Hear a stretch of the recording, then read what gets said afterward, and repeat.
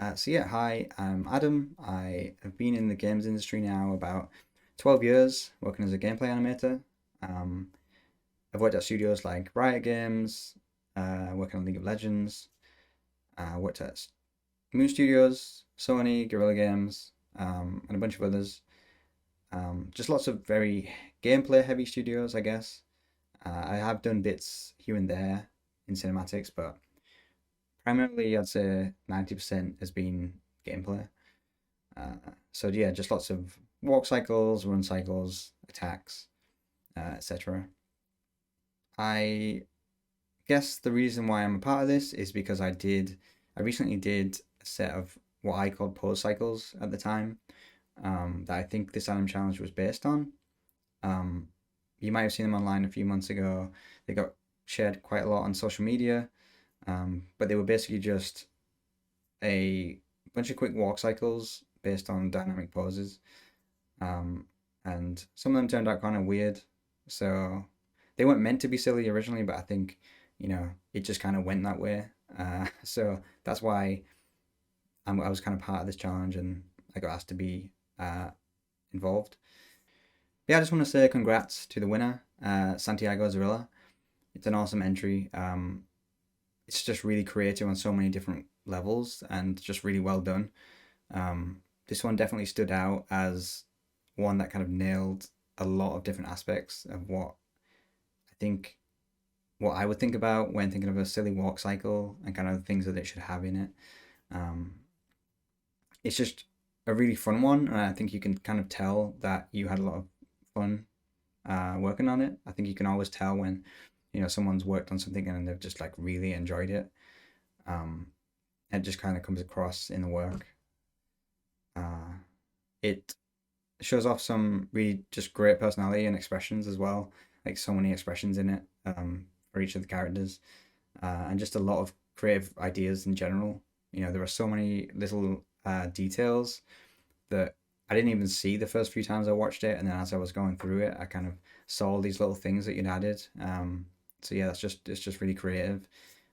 It's just all kind of packaged into one run cycle or walk cycle. Um, I'd say it's good because it's kind of complex. It's a complex cycle, but it's also simple at the same time, if that makes sense. It's like it has a lot going on, but it is just a nice short loop. So, it's not this really long loop where everything has to happen. It kind of fits everything into this nice short loop. Um, and yeah, I just think overall it's just animated really well, which is obviously a big part of this challenge, being an animation challenge and everything. But yeah, just awesome job. But yeah, I think let's just give it a watch. Start getting into some feedback. Uh, yeah, I mean, I've obviously watched this a million times already, because I love it. But yeah, I mean, like I said, it's awesome as it is.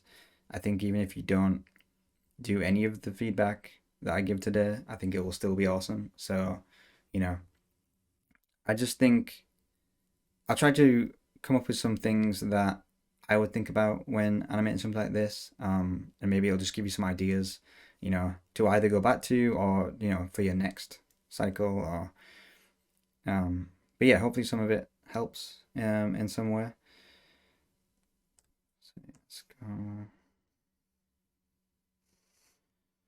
Yeah, I mean, I think what I would usually think about when, um, starting something like this is kind of like, what is their intent and kind of like, why are they doing what they're doing, you know, um, and then does that come across, so because you have three characters here as well,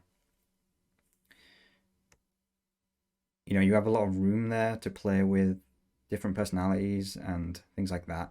And I think you do have different expressions and things shown, um, but they're not necessarily unique characters in a way. They're just kind of giving random expressions, which kind of works, I guess, because it is a silly walk cycle. But yeah, it's just always good to be able to tell, if the viewer can tell what kind of mood they're in. Are they in a rush? Are they calm? Um, are they angry? Uh, I think the kicker. seems fine. I'm going to call this guy the kicker. And then these guys can be the kickies. If that makes sense. I don't know.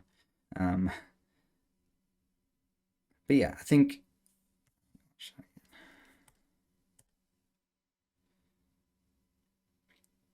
yeah, like I said, the kicker, he seems fine, I think, because he's just kind of having a great time. You know, he's just not caring the world kind of thing. He's just going along, kicking away.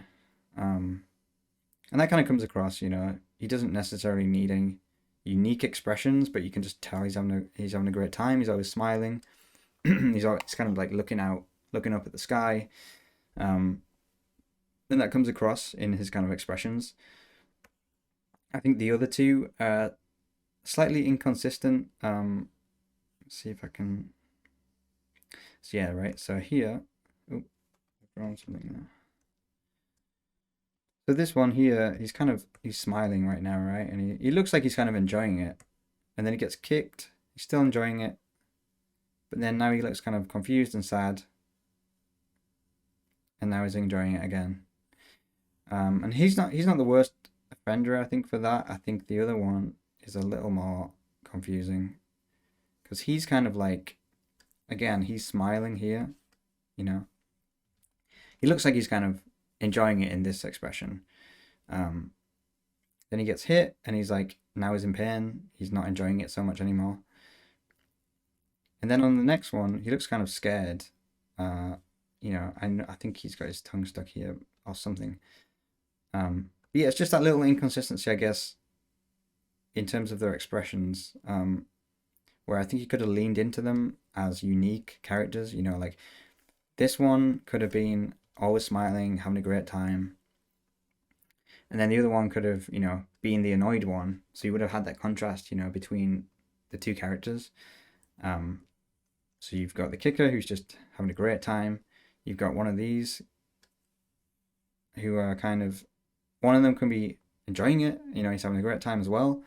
And then the other one isn't enjoying it. And then you would have that nice little contrast between the two. And they would feel like, you know, it's always good when you have characters in the scene and you can kind of know already how they might approach certain situations because of their personalities. So, you know, it's good just to have that contrast, I guess. I don't know how to word it, but you know, just leaning more into that, whereas right now it's kind of random. So they're just kind of, right now, they're just kind of shells of random expressions, whereas you could have made them slightly more unique. So each one feels like their own character who would, you know, react to situations in different ways. And then you could have had them kind of, you know, look at each other as well, I guess. Like right now, their eyes are always kind of looking forwards, you know, when they're looking forwards, which kind of makes me feel like they're in on it, you know. I think if one of them was, maybe one of them could be enjoying it, looking forwards, he's kind of in on the whole thing, you know, he's happy to be kicked along. And then the other one could be kind of like, you know, looking back in fear or looking at the other one thinking like, why do you enjoy this so much? This is horrible, you know? It's I don't know. I just feel like somewhere there you could have had a little bit more characterization, a bit more unique personalities for each of them. It's just something to keep in mind. You know, it still works as a great silly walk cycle, but I think just something to keep in mind in the future is try to make them actual characters and not just kind of random expressions. Unless that was your intent, you know, just to add to the silliness that it's just completely random.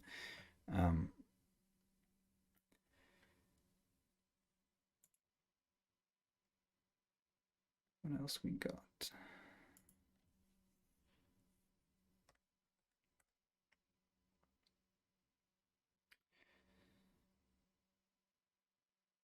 But yeah, I think I love that you've done a double cycle as well. I realized that let me turn off annotations. we go. Yeah, I really like that you've done a double cycle.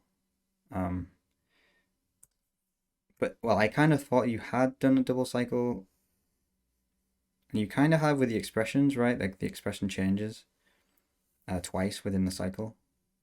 So this one, see, I'm watching this one right now. He's got an expression there, then there, then there, then there, and then a different one. You know, they're all different.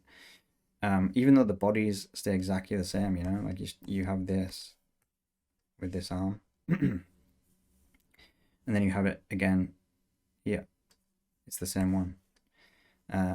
Obviously, you already know that, but I think one thing you could have done, just so that you didn't kind of have to do too much more work, but you still kind of got a little bit more variation in the double cycle. You know, you took full advantage of the double cycle. I think you could have, you know, just added a layer maybe, and just, you know, on each of these key poses, you could have just tweaked them a little. Just so that there's that extra bit of variation on each one, but it doesn't mean that you have to completely redo it. It's mainly just for the shape, I guess, like, so your eye doesn't catch the same shapes every time. It's not a big thing. I think it works as it is. I just think if you did want that extra bit of variation, I think that would have helped. So in terms of timing and spacing, I think overall it feels pretty good. Let me give it a watch.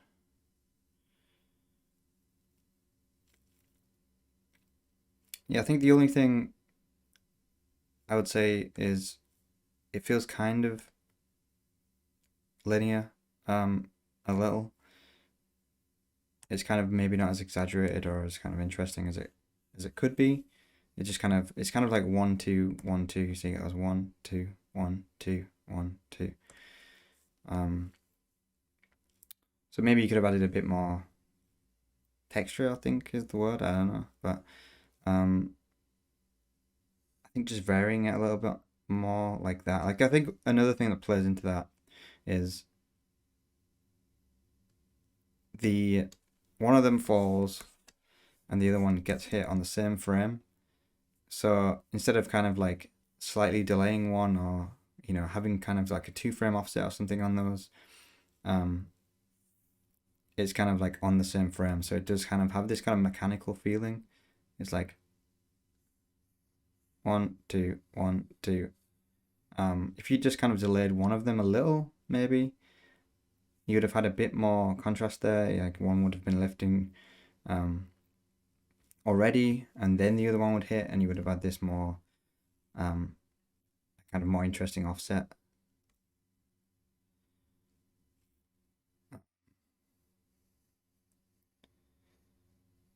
So I think, yeah, just unless that was your intention to kind of have that very kind of like 1 2 1 2 feel, generally you want to kind of get away from that sometimes with cycles, just so that it doesn't feel like a cycle. Because generally when you're working on a cycle, you don't want it to feel too much like a cycle. You know, you kind of want to vary offsets and spacing and things, so that it's harder to tell where the loop starts and ends. But when it's linear, it's a lot easier, and it's kind of very easy to tell there's a cycle. It's kind of a hard one because the challenge was obviously, you know, make a silly cycle, but just trying to give some tips on how to kind of break that up and make it feel slightly more natural. You know, you could have had things, instead of it just being like 1 2 1 2, maybe one of them, as an idea, he kicks maybe a lot higher, so he goes kind of higher, and then the next one goes slightly lower. And then you could have like a more extreme spacing on this, and it would have a bit more hang time.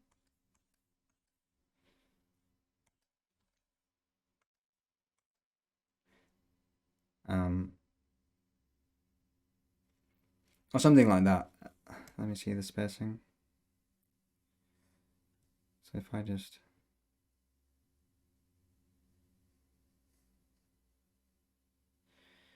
yeah, so yeah, just as one idea, you could have just had like one kick be a little higher, the next kick be a little lower, maybe another one slightly different. Especially because you have this double cycle thing going on. You could have just added a bit more interest, and made it not feel so kind of mechanical in a way. Um, let's see.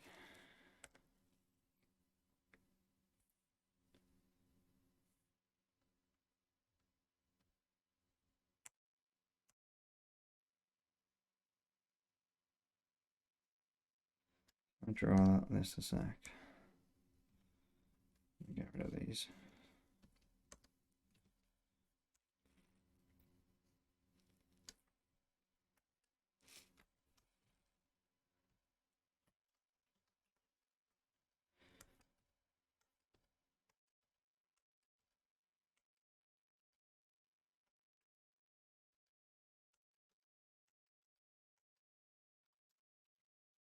All that. So I'm just trying to work out spacing here. Yeah, so I mean, this is just a style choice, I guess, but it's kind of like it is a little linear. It's like da da da. I don't know if you can see my cursor, but it's like da da da da. I think you could have, as a, if you wanted to make it a bit more exaggerated, just gone for more of like an extreme spacing, Something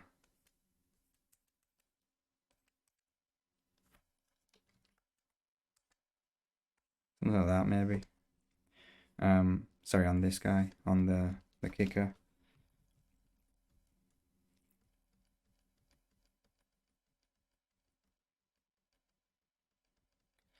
But yeah, that's just a style choice really.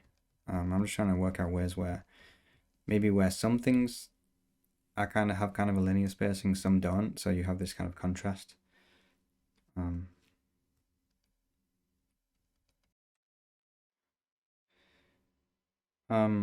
think as well, it kind of feels, now that I'm watching it more and more, it feels like it's kind of in fast motion, like it's going too fast, it's playing too fast. Let me see if I slow this down.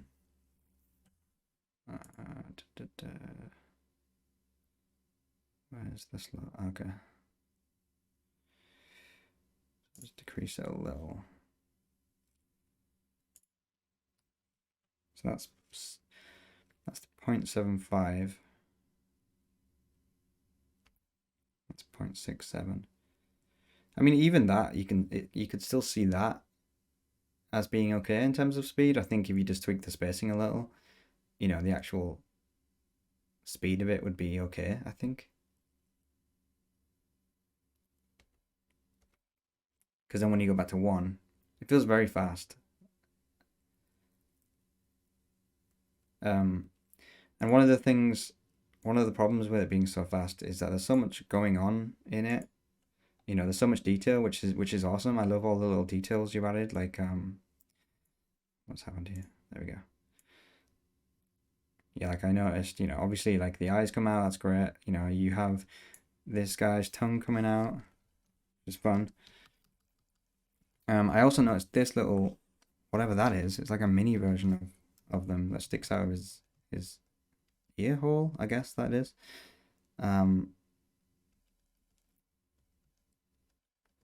And then one of them gets his tongue stuck. But all of this happens so fast that you don't really see it. It's like I didn't even see that little the mini version in the ear until I was scrubbing through it.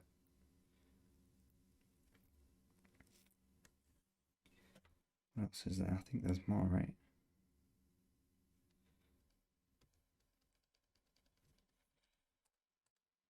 But yeah, I mean, there's just lots of nice little details that you kind of miss, like when he hits the ground and his eyes kind of wobble as well. See that? It's like all that goes down and then you get all this wobble and these wobble around. It's just it's really fun, but it's just so fast that you barely see it. I think it can kind of come across as a little messy sometimes when you have so much going on, but you don't give the time to actually show it. So I think, in terms of spacing, again, you could, if you'd have had a bit more hang time maybe on the kick, added a couple of extra frames here, you would have seen this little guy. Maybe if you'd had this, not that one, this tongue maybe come out sooner. So he hits the ground and his head pops straight up and then his tongue is like stuck in the ground. And it kind of stretches. Because you only see it for like 3 frames or if that. And because it's so fast, like you barely see it. It just kind of adds visual noise rather than a cool little thing to see. And I guess you could argue that, sometimes it's fun just to go through frame by frame and see all these little details, but when things happen so fast, it becomes across as messy kind of thing. So you just need to make sure that you're dedicating the time to selling those ideas, because you've obviously added a lot of creativity here, but a lot of people won't even see that. So you kind of want to make sure people do see it. Some things are obviously meant to just be felt, like these little smears you've got going on. These are really fun, and they're mostly just felt, so they don't need to be specifically seen. But things like the tongue and this sticking out, that's kind of things that you want people to notice in a way, rather than it just kind of adding messiness and noise to the scene.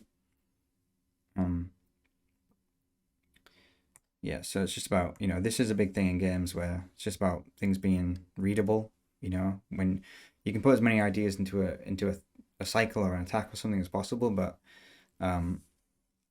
if it's not readable and it's too fast, it comes across as messy and, it hinders the readability more than anything.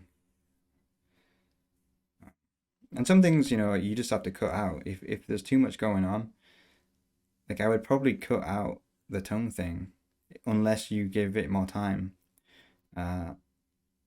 Right now it's not really adding anything, I don't think. You would still get the same if you just took the tongue out and just had him like, I don't know, maybe he's like looking at his friend over here instead or something, or he's looking behind him at the guy about to kick him, or something like that, just something simpler.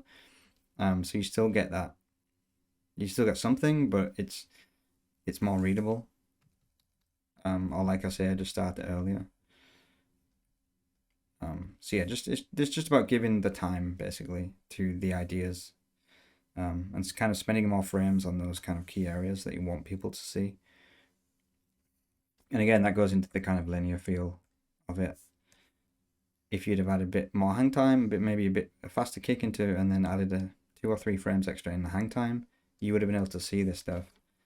But yeah, I think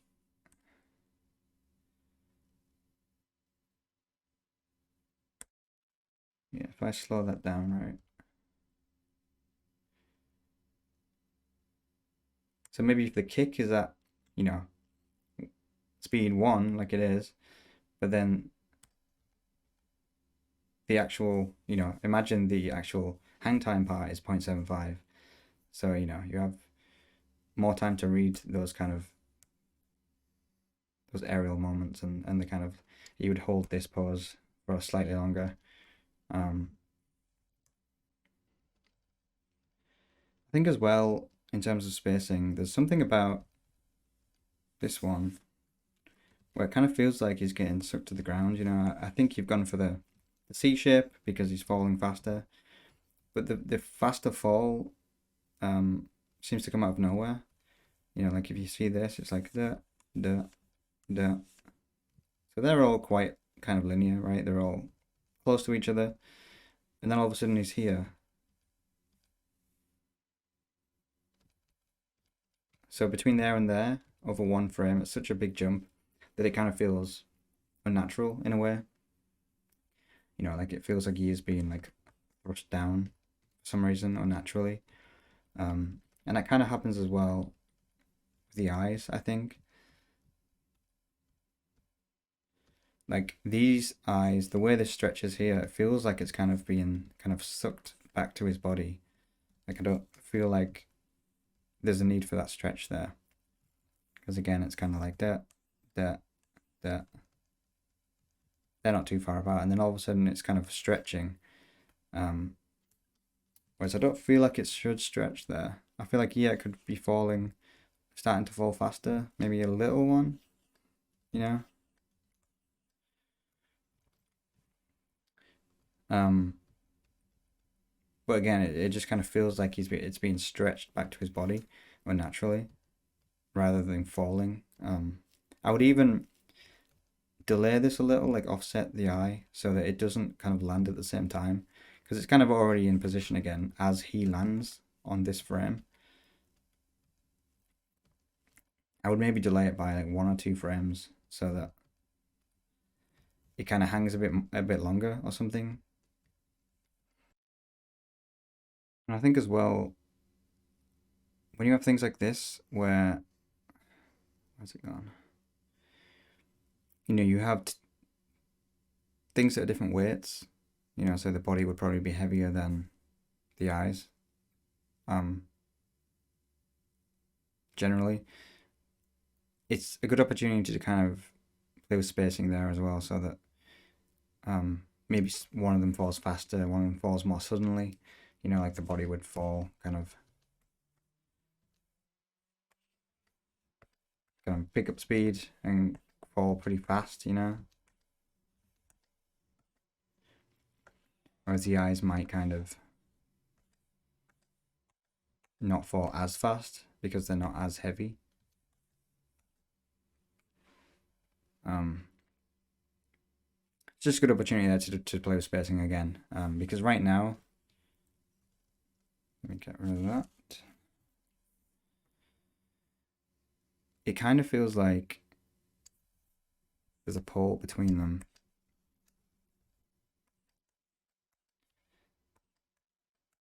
If I just draw this. So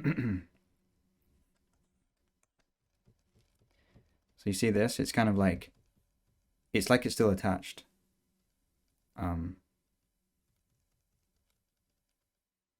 So I feel like, you know, again, trying to offset those in some way so that maybe, because even when it comes down, you know, it still averages out at the kind of same kind of thing if you put it in the middle of the eyes.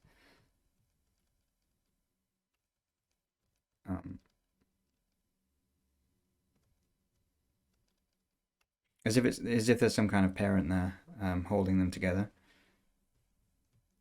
Whereas you could have like this fall so that once this hits the ground, these are still kind of hanging in the air. You know, he hits the ground and these are still kind of hanging for a couple of frames. He kind of squashes, and then they start falling, and then they land, and there's like a nice little reaction. So when they hit the thing, his body kind of, you know, reacts kind of thing as well. So you get all this kind of like extra layers on top. Whereas when they kind of hit the ground at the same time, you still have all that bounce, which is pretty nice, but they do kind of hit the ground, or they connect at the same time he's hitting the ground. So yeah, it's just a little thing. Could maybe again add slightly more interest. Just make it a little bit more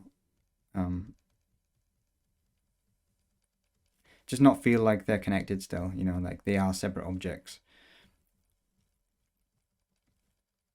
Another thing because I was just talking about things reacting when they hit each other, just making sure things do feel physical as well. I think here it does, right? Because it kind of hits and it kind of bounces around and his head rotates and then his arms, his legs kind of hit the ground but then pop up a little. See how they pop up off the ground once Like it kind of, you want that momentum kind of to continue somewhere. So,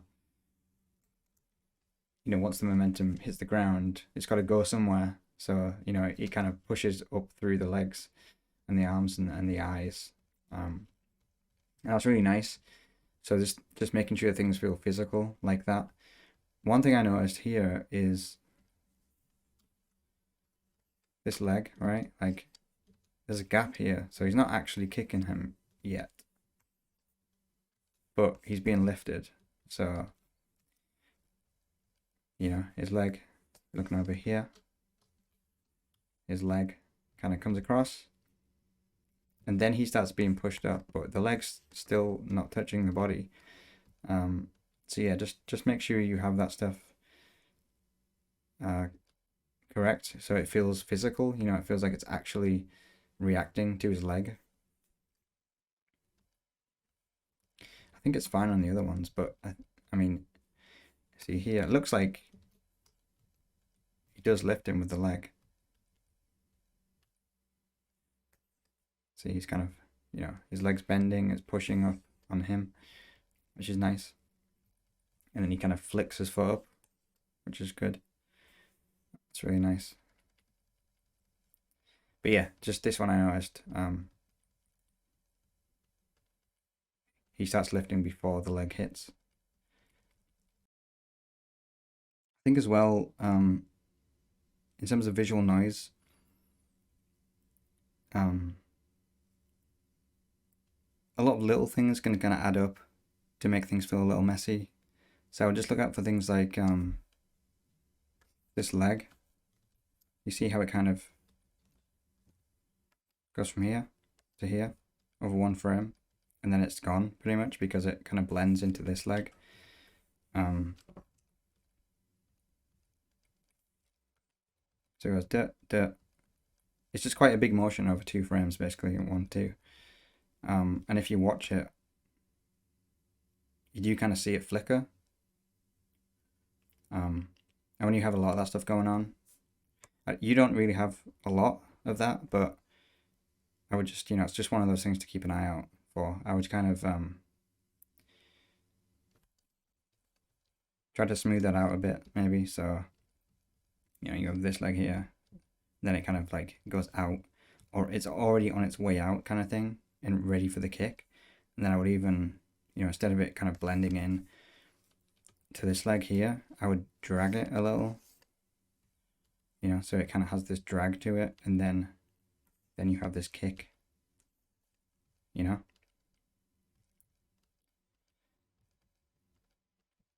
So instead of it being here and then here, oh, it's actually there. I think it would be more impactful if that, you know, you had this kind of drag to it, and it would also keep it clear of this leg, right? So it wouldn't blend, because you want to keep an eye out for that too, where you have legs that are the same color or things that are the same color in the scene, are the same value. Make sure they don't cross over too much and that they kind of blend together if you don't want them to. So, you know, obviously this kick is kind of a key moment. So separating those just until the actual contact would probably just make it read a bit clearly, and having this kind of ease out into that, and giving more frames to show the anticipation of it should just make it a bit more readable.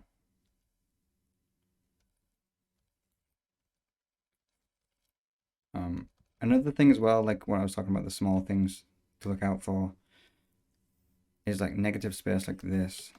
It kind of flickers in and out. So it's kind of like a solid block there. Then there's this little bit of negative space here. And then it kind of closes again. It's not quite closed. You see this tiny little bit of white, and then it opens up again. So it's just those little things that you could just fix, you know, just keep the shapes more readable, keep the shapes and the silhouettes more readable. So, you know, you could have it open, and instead of this, you know, you could have, so you do have this negative space, and keep it there, rather than kind of like, because you're animating to a camera as well, obviously this should be simpler. When you're animating in games, the camera could be anywhere, so it's not always possible to avoid that. But yeah, I would just watch out for things like that, where it's kind of, because again, it gives this little flickering effect if you watch it, because it's kind of like in out, in out. You know, it's like it's closed and then it opens, and it's closed and then it opens. So yeah, you either kind of want negative space, or you don't. You don't really want this kind of in between where it's kind of flickering. I think as well, to do with this kick. Generally, if you're going to kick, you kind of want to lean into it with your hips, you know? And right now, the leg is almost already coming forward before the hips are. You know, he's not twisting into it here. Or it doesn't look like that. And obviously he's a ball, so, you know, he doesn't have hips. But you kind of want to at least mimic that motion. So you could have maybe brought his, like, eyes and mouth around. It would have just given it that bit more impact, you know. So on top of kind of delaying the leg, you could have had him twist his body a little to kind of, you know, visualize him moving his hips into it, still have this delay on the foot, but he's kind of twisting his body around. And then he's already, his body should already be twisted, and, you know, he's trying to like push with his leg.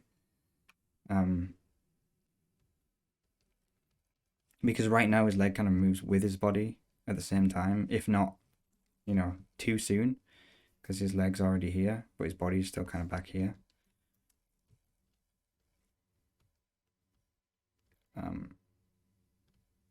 Yeah, just kind of having that layered approach of, like, you know, what moves first, you know, the hips move, and then the leg drags, and then the leg, you know, catches up, and, you know, all that momentum goes into the leg.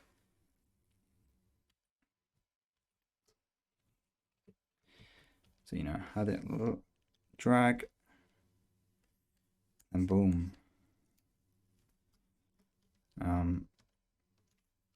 Because even though they're just balls, right? They technically don't have hips or any of the anatomy of a human, but you kind of want to at least mimic that in some way, because we kind of have an expectation of how things should move, and because he has arms and legs and a body, you want to make sure that you're kind of like abiding by those same rules. So I think in terms of squash and stretch, we have a lot of great moments going on. Obviously the character is pretty much a bouncing ball, so it kind of lends itself to a lot of that, and you've done a really nice job with a lot of it. I think there's a couple of areas where you're slightly overusing stretch, and if you'd done that across the board, maybe it would have been more accepted as kind of like a style choice, like a very elasticy kind of feel. But there are areas where it kind of works in some ways, and then it lingers a little too long in others. So for example, these fingers, right?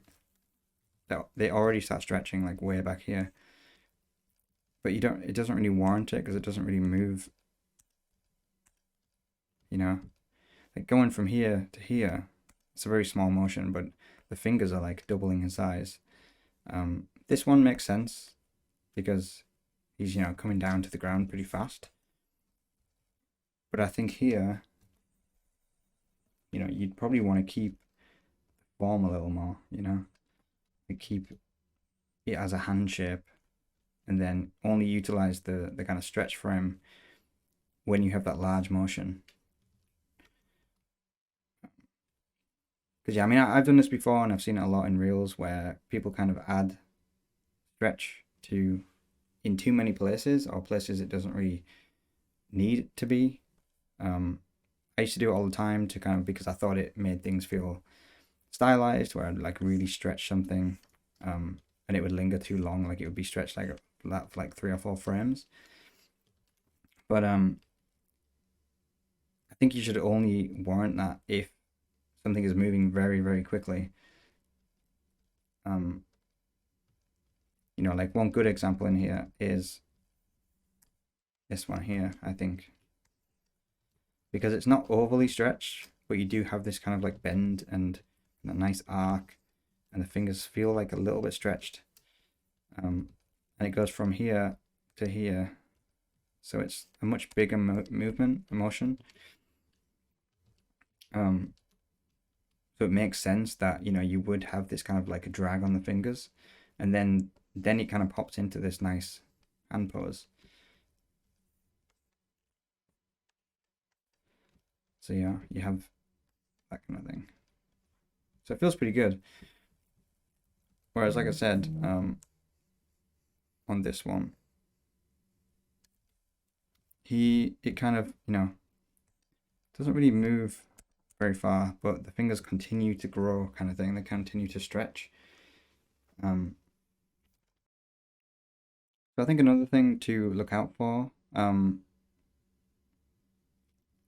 general in cycles, is just contacts to the ground. You know, making sure things don't slide, especially when you have a background like this where you can kind of tell if something's sliding. I don't think you haven't done anything drastic here. You know, there's not a lot of sliding, but I think there was one when this foot lands.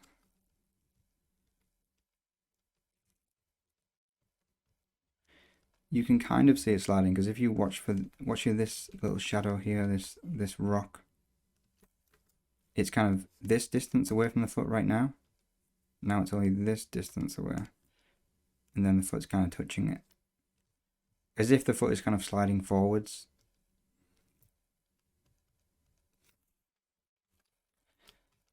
You know, so it's just stuff like that.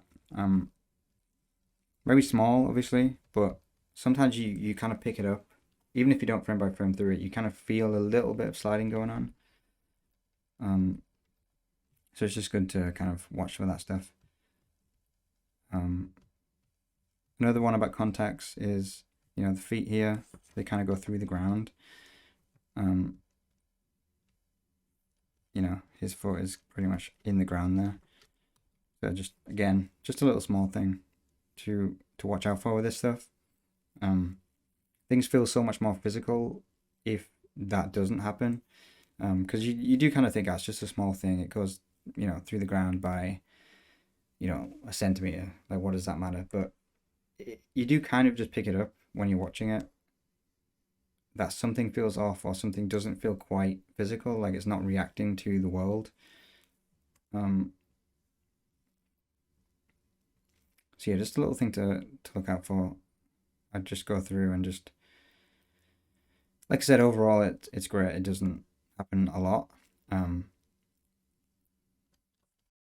think just another small thing is this hand.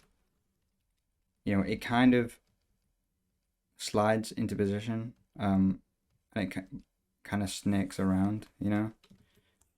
It feels like it has this kind of motion. Whereas I think, you know, you could have had more of an intentional hand shift in this place, because this is where he gets his tongue stuck, right? So, you know, he could have landed, and then he could have kind of got his hand into position, kind of thing, you know, so that he could then push his head up sooner, you know, and his tongue is stuck.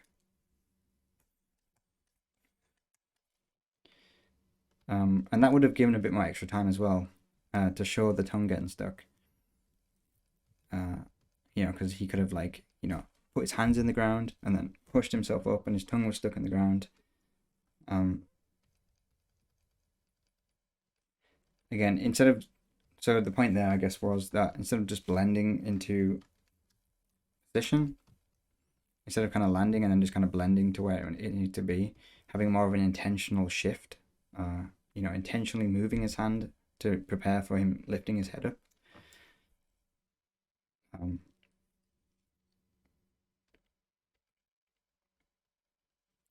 Because yeah, it's kind of hard to tell